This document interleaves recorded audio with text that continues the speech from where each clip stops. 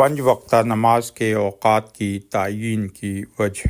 الفضل ما شہدت بہ الاعداء، قاف میم سیالکوٹی۔ عربی زبان میں ایک مقولہ ہے کہ الفضل ما شہدت بہ الاعداء، یعنی عظمت اور شوکت تو وہ ہے جس کی دشمن بھی تعریف کریں۔ حضرت مسیح موعود علیہ السلام نے اس دنیا میں آ کر جب علم جہاد قلم بلند کیا تو اپنی کتب کے ذریعے جہاں اسلام کا عظیم دفاع کیا، وہاں ساتھ ہی ساتھ احکامات اسلام کی کامل حکمتیں بھی بیان کی کہ اپنے تو اپنے بلکہ غیر بھی تعریف کرنے سے پیچھے نہ رہ سکے۔ انہوں نے نہ صرف تعریف کی بلکہ متاثر ہو کر آپ کے کلام کو سرقہ کر کے اپنی طرف منسوب کیا اور اپنی کتب میں لکھا۔ چنانچہ مولانا اشرف علی تھانوی صاحب المتوفی 1943، جن کو علماء دیوبند میں اعلیٰ مقام حاصل ہے اور وہ حکیم الامت کہلائے، 5 وقتہ نماز کے اوقات کی تعیین کے فلسفے کو بیان کرنے کے لیے ہمارے پیارے نبی کریم صلی اللہ علیہ وسلم کے غلام صادق علیہ السلام کے بیان کیے ہوئے مضمون کو، جو حضور کی کتاب کشتی نوح روحانی خزائن جلد 19 صفحہ 69 تا 70 میں درج ہے، سرقہ کر کے اپنی کتاب احکام اسلام عقل کی نظر میں نومبر سن 2009 کی اشاعت کے صفحہ 49 تا 53 میں درج کیا ہے۔ حضور انور ایدہ اللہ تعالی ہمیں مطالعہ کتب حضرت مسیح موعود علیہ السلام کی طرف توجہ دلاتے رہتے ہیں۔ جہاں غیر جو دشمنی میں صف اول میں شمار ہوتے ہیں، حضرت صاحب کی کتب کو پڑھ کر اس سے متاثر ہو کر اپنی کتب میں لکھتے ہیں، وہاں اللہ تعالیٰ سے دعا ہے کہ وہ ہم سب کو حضور کی کتب کا مطالعہ کرنے کی توفیق عطا فرمائے، آمین۔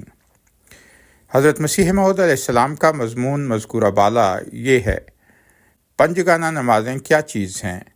وہ تمہاری مختلف حالات کا فوٹو ہے، تمہاری زندگی کے لازم حال 5 تغیر ہیں جو بلا کے وقت تم پر وارد ہوتے ہیں اور تمہاری فطرت کے لیے ان کا وارد ہونا ضروری ہے۔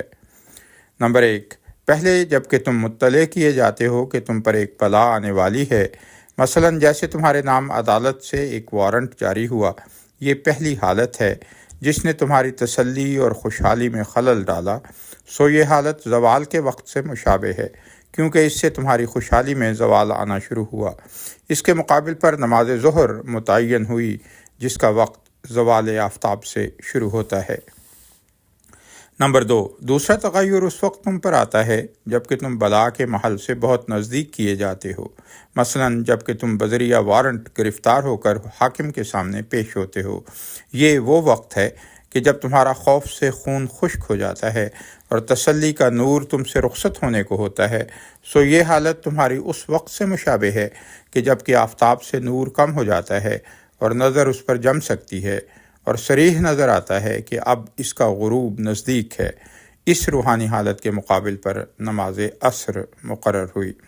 نمبر 3، تیسرا تغیر تم پر اس وقت آتا ہے جو اس بلا سے رہائی پانے کی بکلی امید منقطع ہو جاتی ہے، مثلا جیسے تمہارے نام فرد قرارداد جرم لکھی جاتی ہے اور مخالفانہ گواہ تمہاری ہلاکت کے لیے گزر جاتے ہیں۔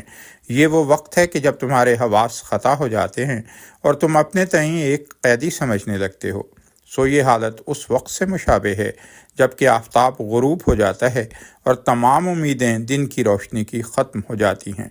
اس روحانی حالت کے مقابل پر نماز مغرب مقرر ہے۔ نمبر 4، چوتھا تغیر اس وقت تم پر آتا ہے کہ جب بلا تم پر وارد ہی ہو جاتی ہے اور اس کی سخت تاریکی تم پر احاطہ کر لیتی ہے، مثلا جب کہ فرد قرارداد جرم اور شہادتوں کے بعد حکم سزا کا تم کو سنایا جاتا ہے اور قید کے لیے ایک پولیس مین کے تم حوالے کیے جاتے ہو، سو یہ حالت اس وقت سے مشابہ ہے جب کہ رات پڑ جاتی ہے اور ایک سخت اندھیرا پڑ جاتا ہے۔ اس روحانی حالت کے مقابل پر نماز عشاء مقرر ہے۔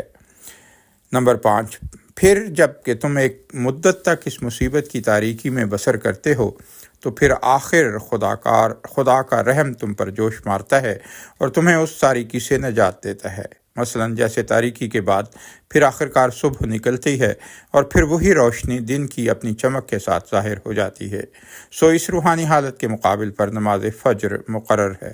اور خدا نے تمہارے فطرتی تغیرات میں 5 حالتیں دیکھ کر 5 نمازیں تمہارے لیے مقرر کی۔ اس سے تم سمجھ سکتے ہو کہ یہ نمازیں خاص تمہارے نفس کے فائدے کے لیے ہیں۔ پس اگر تم چاہتے ہو کہ ان بلاؤں سے بچے رہو تو تم پنجگانہ نمازوں کو ترک نہ کرو کہ وہ تمہاری اندرونی اور روحانی تغیرات کا ذل ہیں۔ نماز میں آنے والی بلاؤں کا علاج ہے۔ تم نہیں جانتے کہ نیا دن چڑھنے والا کس قسم کی قضا